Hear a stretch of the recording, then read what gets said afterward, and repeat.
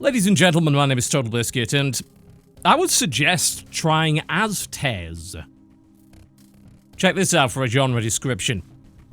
Fast-paced, side-scrolling Aztec brawler turn-based strategy game. Doesn't make a lot of sense, does it? Until you see the game in practice. How that's essentially defined is the game is, for the most part, a brawler with a turn-based strategy layer on top of it to contextualize the brawling. That's pretty much it. It's certainly not a new thing.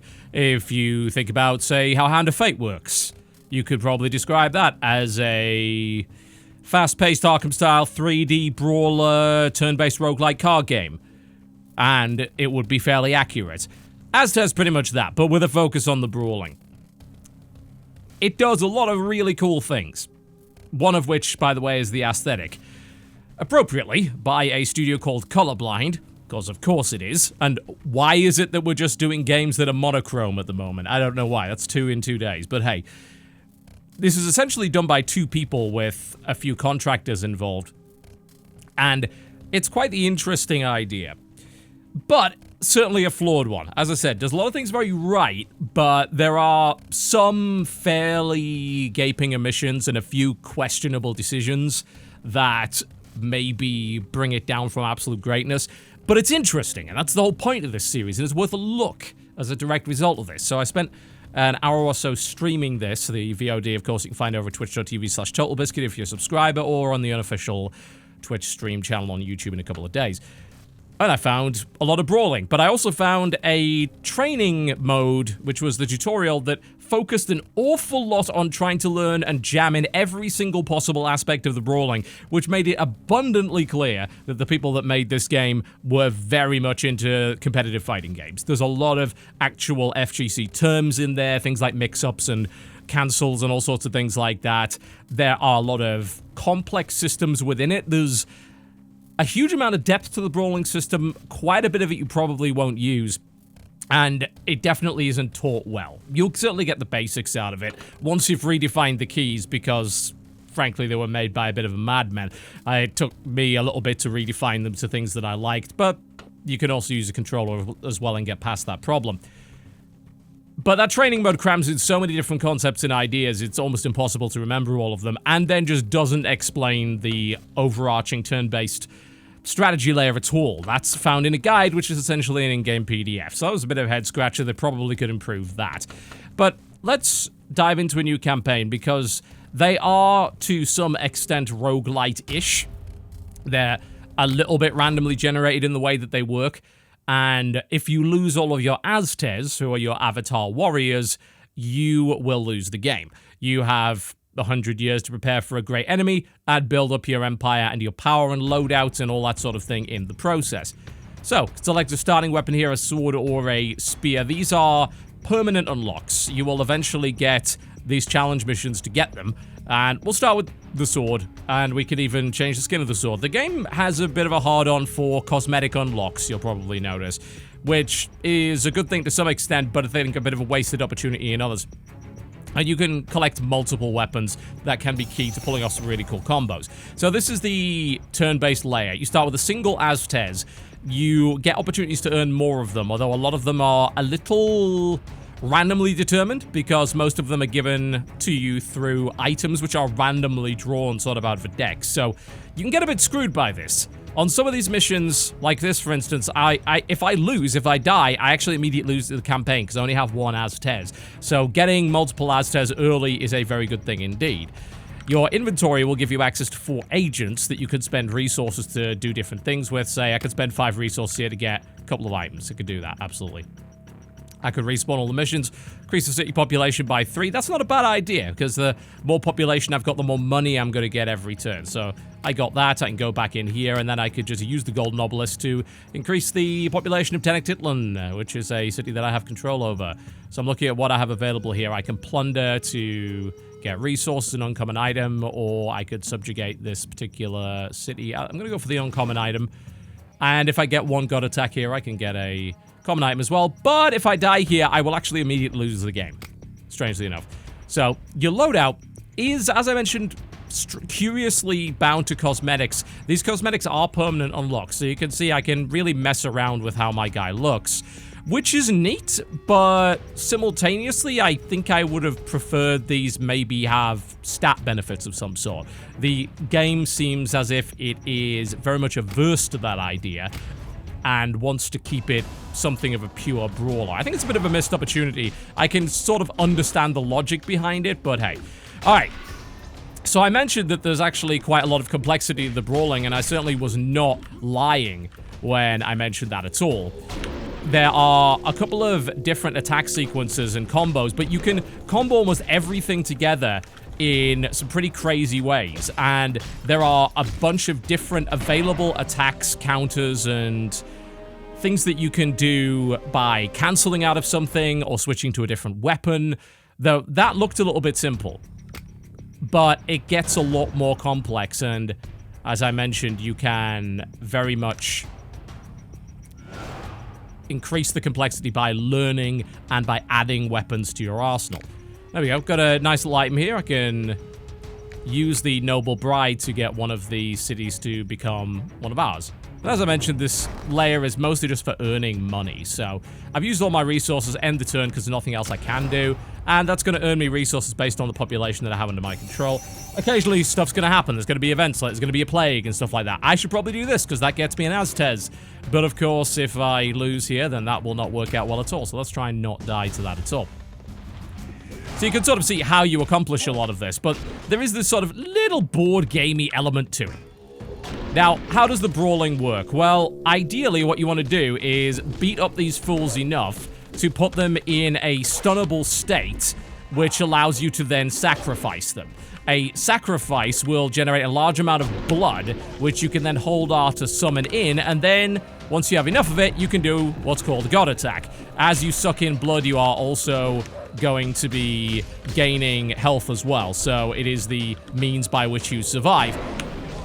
And the enemies get much tougher, much more complex as you go in, and there are occasional difficulty spikes. In fact, you can create one for yourself if you like. You may have noticed in the inventory there was an item that allowed me to immediately up the difficulty to mid-game.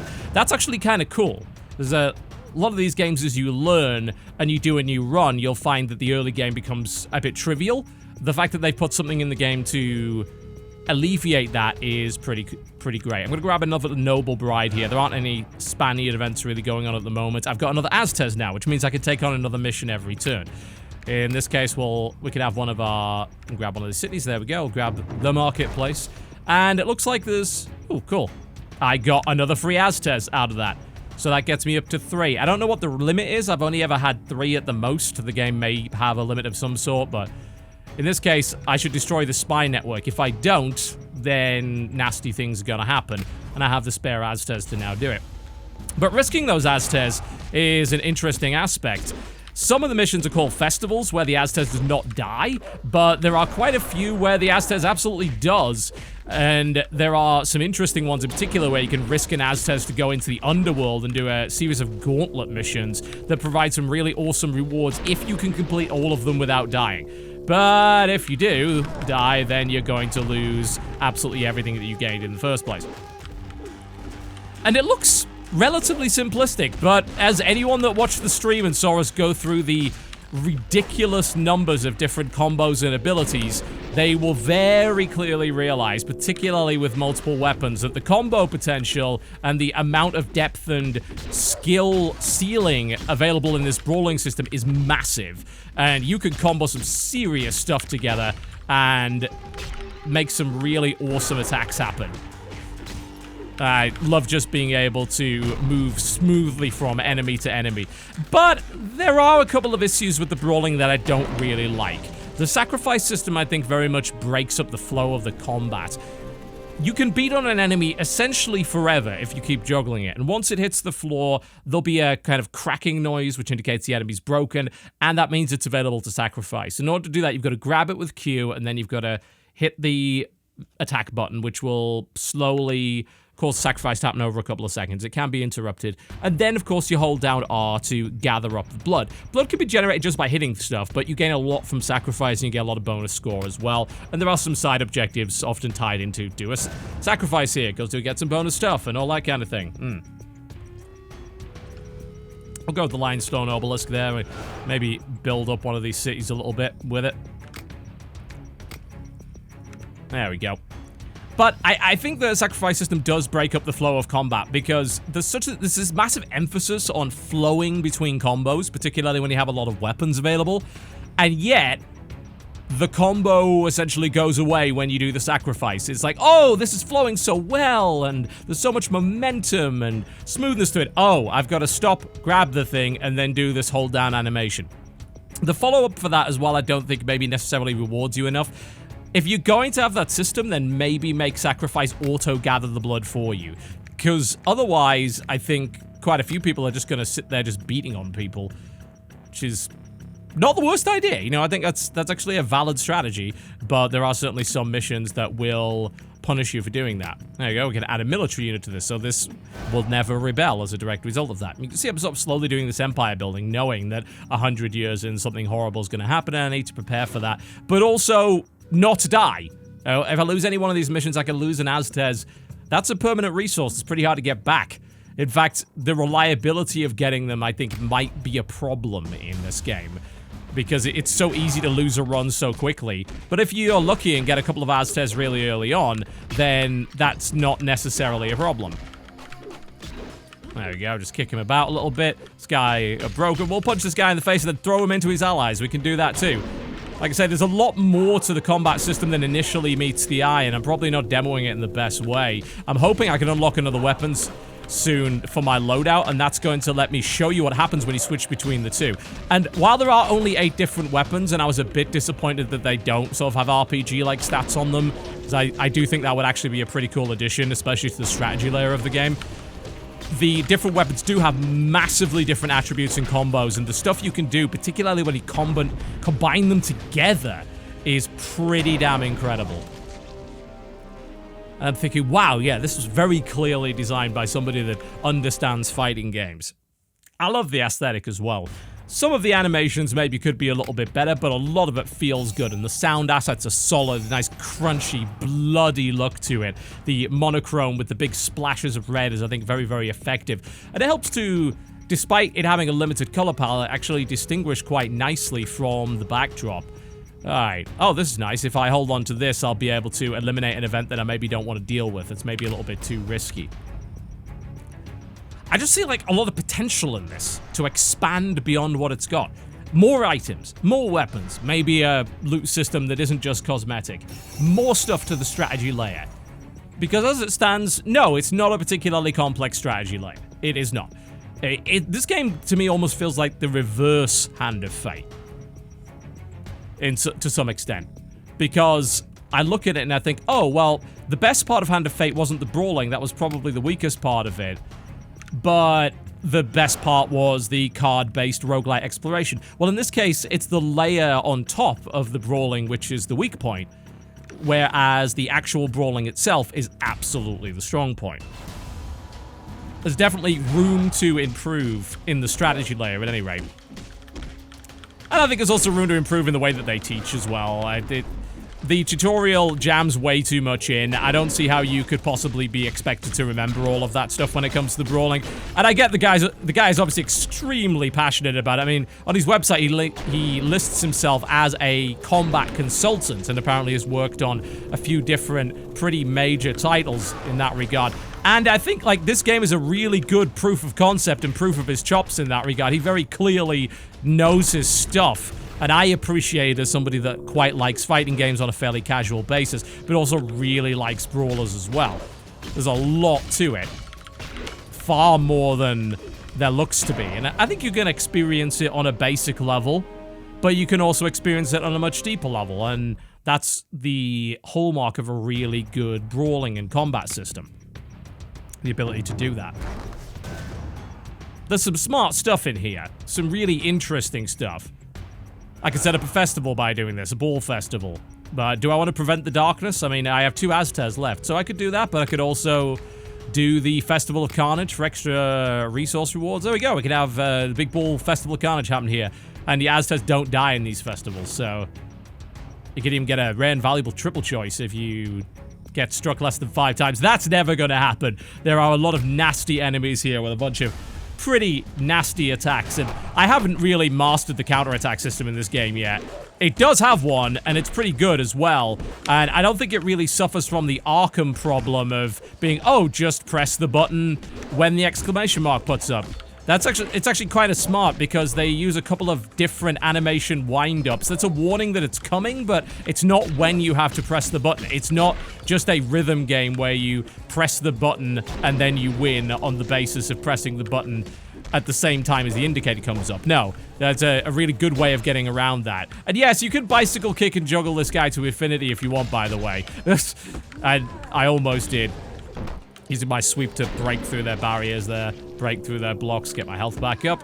Oh yeah, and of course I do have the God attack that I haven't quite used yet, and I just used it there to avoid some damage. Dodging has iframes, and there's blocking and parrying and counters and block cancels and counter counters and God knows what else. Yeah, it's some pretty damn impressive stuff, all things considered. If you're looking for something that's got some serious brawler depth and chops to it, and that's the kind of thing that you can really get into for quite some time. Like, there's a good amount of entertainment to be had in this game, and I just think there's so much potential for more. You could just add more into that, and maybe just rethink the way sacrifice works. Because like I said, I really do think it kind of busts the momentum up, and maybe have your default keyboard controls actually take into account that people have a mouse in their right hand. I know you might want people to use controller, but it's perfectly functional with mouse and keyboard, and having some more, let's just say, sensible binds wouldn't be the worst idea ever.